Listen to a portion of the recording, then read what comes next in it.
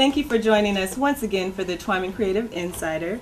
I am your host, Londi Maduro, and today we have Saeed with us. How are you doing, Saeed? I'm doing fine. How you doing? Wonderful. Thanks for having me out here. No problem. Why don't you tell us a little bit about what you do in the industry? I produce movies, just produce. People have a project, they come to us, and then I basically say, hey, let's put it together, let's not put it together.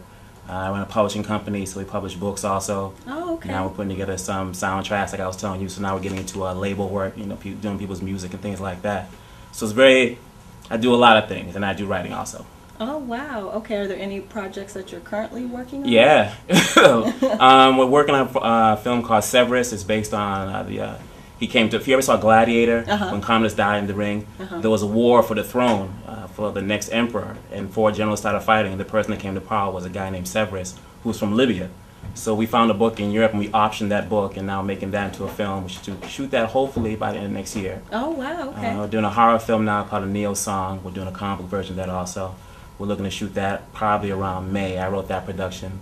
We just optioned another book that's called Bean Police by a Nigerian writer named Tope Aluwule. It's kind of like The Island, Blade Runner, things like that. So we're involved in a lot of things now. Wow, wow. So I want to get more into the things that you're working on, but first it sounds like you have so much on your plate. How did you get started in being a producer of music and television and film? And irritation. I mean, literally. I had a friend of mine, he did a film called, he did a comp, his name's Caleb Taylor, and he did a book called, back in the 80s, called Model by Day, about a model who was a model in the daytime, and she was like kind of a Batman at night. And then when I think Fox had just came on the scene, they optioned the book. The book is black and white, so you know the black one was obviously the darker person. Right. But when it came on television, it was a 2-part series. They made her Anglo. So I called him and I said, hey, you know, what's going on here? You know, did she get shot before the credits? Did we miss something with her? And he's like, no, you know, to give a little, you have to give a little. And I was afraid that the stuff that I wrote, since I'm African, I write a lot of stuff from our culture and West Indians, that they'd change the characters. I said, well, I'll just produce it myself and publish it myself and basically try to control everything. Okay. So that's basically how I got into producing now. Wow, wow, that's amazing. Oh, it's fun. So as a child, did you always know that you wanted to produce? I mean, I know you're saying because of irritation, but did you always want to be in film? Or? No, you know, I grew up back in Congo, so back home we were thinking, you know, if you're like, I think you said your family's from St. Croix, so you know our culture is more like doctor, lawyer, academics, whatever. You know, you want to be an actress, you're like, you know, is this your son? Right. So it was like, not really. I had no interest in media. You know, I wasn't like suffering for images of us. Because growing up in Africa, everybody looked like me anyway, so it wasn't like, you know, I'm going to see myself on TV. Right. But what happened is that my dad he's an academic and ran a publishing company. And a lot of these stories were coming in from academics, intellectuals from a lot of cultures, West Indian, Central African, North African, and even brothers and sisters here. And I started seeing all these stories out there that, you know, he was giving a venue to these people. And I said, wow, if there's that much work out there, then let me be a venue to somebody, like Kirk's doing with this. Let me be a venue. So that's kind of how it all started happening. So I started seeing projects all over the place, comic book shows. You see comic books, hey, I want to make it to a film, and you're like, you know, well, not this one, but you see some really nice projects, you're like, and you know Hollywood's going to say, nah, we're not going to make it happen now, now we're going to do it. So you're like, we'll just take the risk and do it ourselves. A lot of work, but it's fun. Right. Now you said you're from the Congo. Oh, yeah. So, old Zaire. The homeland, original. So what made you want to do movies in the U.S. versus... We were basically we were living here. I mean, you know, when you come out of a colonial system, because we were colonized by the Belgians, is that a lot of people don't really understand. Colonialism basically exploits the country they're in. So a lot of the resources and media was basically controlled by who we were colonized by. Okay. So in one instance, you have like my country of Congo, which is the big one. Then you have like a little dust bowl. You can leave that in if you want. Across the river, because they call it too many problems. Across the river, and what happens is that they were colonized. We were colonized by Belgians. They were colonized by France.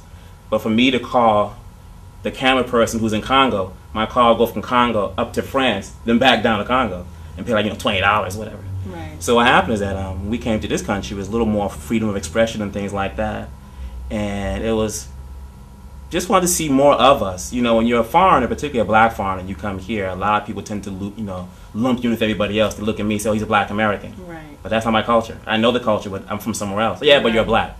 You know? Right. So for me, it was like, okay, I think media has a very big effect here. Right. And can probably have a big effect back home also, to let people know what life is like really here. Right. But to also let people here know what it's like back in Africa. We're not just pot bellies and you know, Kumbaya, Mufasa, Right. Lion King, all that stuff. Right. Which is so important, I think, because so many young black people are so uneducated on our homelands of Africa. And, It's you know painful. What I mean? It really is. It's It really is. It's painful, you know, and you know, you see, you know, actor and you have actor friends, and they go to films, and we're looking for Africans, and you know, you come down there, and you're sitting down there, and you speak like one of the original languages, like, you know, I speak Lingala or Swahili.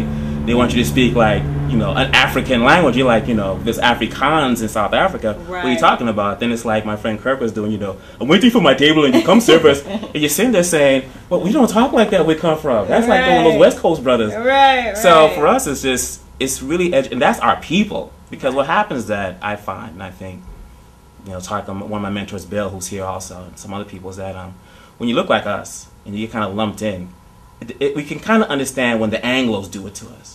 When you see some of these programs, you have your brothers and sisters mocking us.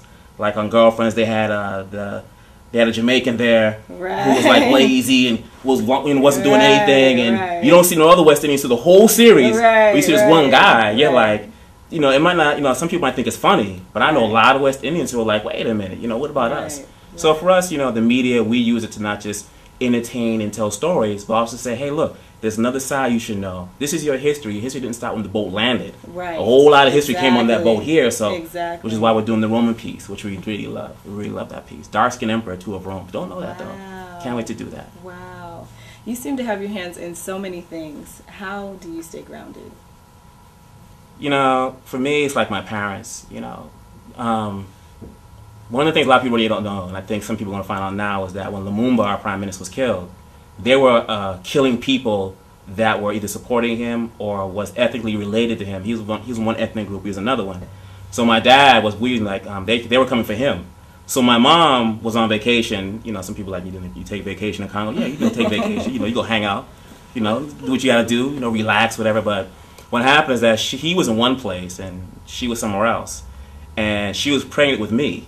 So what happens is that he was basically on the run, and if you ever saw this movie Shaka Zulu, there's a scene where he's really young, he meets this guy, takes the arrow out of his back and stuff like this. And they start talking, and the voiceover says they'll meet again in different circumstances. So one guy goes this way down Crenshaw, Shaka goes up Slauson in Vermont, whatever. So then what happens years later is that, you know, when Shaka's on the run, he meets this guy. And this guy is now the king of a kingdom now. So he gives him like sanctuary. And when the situation with Lumumba went down, my father was basically on the run with this guy, and they actually made their way to Central African Republic, which is north of my country, where my sister was born. He ended up being the president of the country. So, you know, we had that kind of connection there. But what happened was that my mom she went from being on vacation to being a refugee. So she was walking like, this is like very emotional for me, so I'm going to have to tear up, just bear with me, because I don't really talk about it, but she was walking for miles and just miles and miles. And she was like, I mean, like 7 months pregnant.